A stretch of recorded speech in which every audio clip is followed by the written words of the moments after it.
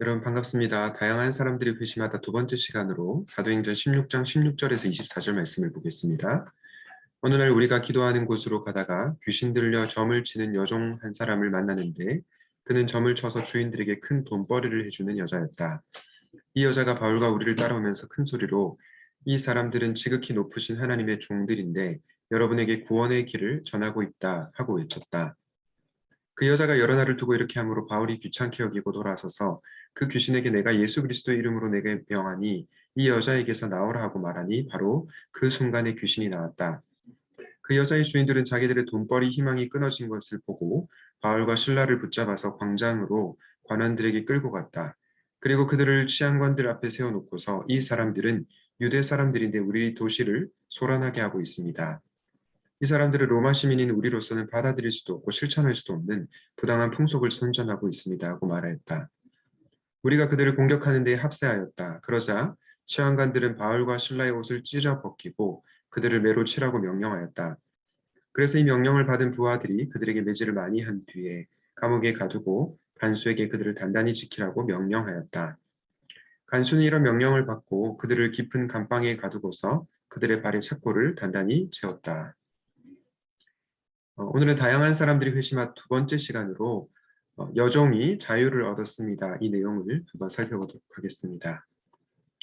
여러분, 월요일, 화요일 본문에 나타난 루디아, 이 루디아와는 대조적으로 오늘 본문에는 그 귀신 들린 여종이 나오는데요.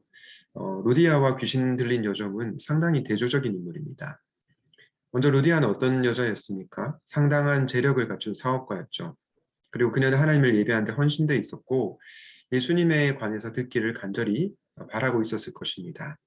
그래서 바울이 상대적으로 복음을 들고 이 루디아에게 다가가는 것은 쉬운 일이었을 수 있습니다. 반면에 이 여종은 어떻습니까? 우선 귀신이 들렸죠. 가진 것이 아무것도 없었습니다. 자유마저 없었죠. 그녀는 하나님을 찾고 있지도 않았습니다. 중요한 것은요, 두 사람 모두에게 복음이 필요했고 또 하나님의 복음이 전해졌다는 것입니다. 이것을 통해서 우리가 알 수 있는 사실은 무엇입니까? 복음에는 차별함이 없다는 것입니다. 우리는 부자에게도 복음을 전해야 하지만 가난한 사람들에게도 복음을 전해야 하고요. 정서적으로 건강한 사람에게도 복음을 전해야 하지만 정서적으로 건강하지 못한 사람에게도 복음을 전해야 한다는 것입니다. 여러분 주변에 복음이 필요한 사람들이 있습니까? 사실 우리 모두에게는 복음이 필요하죠. 우리의 어떤 외모나 혹은 감정적인 상태, 그리고 조건, 이런 것들을 보고 복음을 전하는 것이 아니라 모두에게 복음을 전하는 우리 샘물 청년의 공동체가 되면 좋겠습니다. 그런데 여러분, 이 바울이 복음을 전하고 여종에게서 귀신이 떠나갔을 때 어떤 일이 벌어졌습니까? 그 요정의 주인들이 자기들의 돈벌이 희망이 끊어진 것을 보고 바울과 실라를 붙잡았죠. 광장으로 관원들에게 끌고 갔습니다.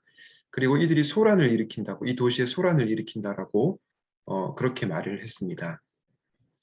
여러분, 이 귀신 들린 여종은요, 미래를 예언하는 특별한 능력을 갖고 있었죠. 그래서 그것으로 인해서 이 주인들의 돈벌이 수단이 되었습니다. 그러나 그녀는 자유롭지 못한 삶을 살고 있었죠. 그런 그녀를 복음으로, 예수 그리스도의 복음으로 자유롭게 해주었음에도 불구하고 그 요정의 주인은 기뻐하지 않았습니다. 오히려 바울과 실라를 붙잡았죠. 그 이유가 무엇입니까?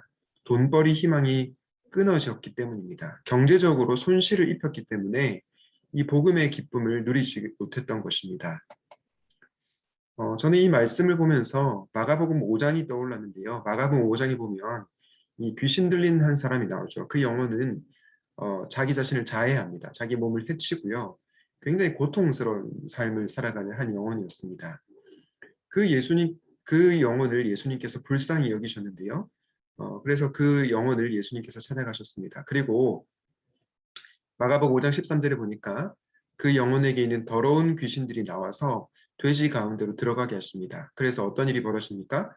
마가복음 5장 13절에 나오는데요. 거의 2,000마리 되는 돼지떼가 이 바다를 향하여 비탈로 내려가서 바다에서 몰사하게 되는 그러한 놀라운 일들이 벌어지게 됩니다.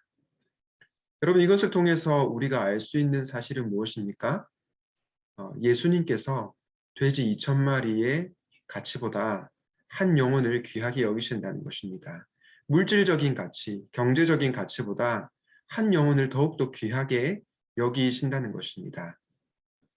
여러분들은 혹시 한 영혼보다 경제적 가치를 더 높이 평가하고 있지 않습니까? 사람보다 돈을 더 중요하게 생각하고 있지는 않습니까?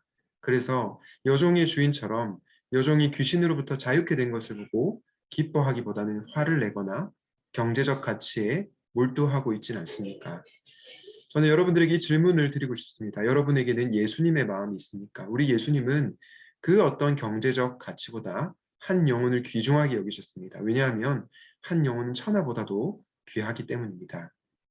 우리에게도 이런 영혼에 대한 예수님의 마음이 있으면 좋겠습니다. 여러분, 과거에 사도행전 당시에만 이 귀신 들린 영혼, 죄로 말미암아 자유롭지 못한 영혼들이 있었을 뿐만 아니라요. 지금도 죄로 인해서 자유롭지 못한 영혼들이 많이 있습니다. 많은 현대인들이 무엇의 노예로 살아가고 있습니까? 돈의 노예로, 성공, 인정의 노예로, 쾌락의 노예로, 힘의 노예로 살아가고 있습니다. 그것에 중독되어서 또 그것을 벗어나지 못해서 절규하고 있는, 고통당하고 있는 영혼들이 너무나도 많이 있다는 거죠. 그들에게 필요한 것이 무엇입니까? 바로 복음이신 예수 그리스도이죠. 오직 예수님만이 그들을 그것으로부터 자유케 하실 수 있는 능력이 있으시기 때문입니다. 사랑하는 여러분, 그러므로 죄로 인해 신음하는 한 영혼에게 복음을 전합시다.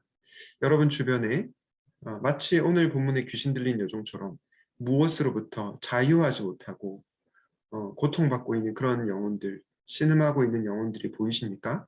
그들에게 다가가 예수님을 전합시다. 그리고 그들이 예수님께로 돌아와 예수 그리스도만이 주실 수 있는 진정한 자유를 누리게 해달라고 다 함께 기도하면 좋겠습니다. 오늘 말씀을 기억하면서 이렇게 기도하면 좋겠는데요. 우리 주변에 고통받는 영혼을 볼 수 있는 눈을 허락해 주십시오.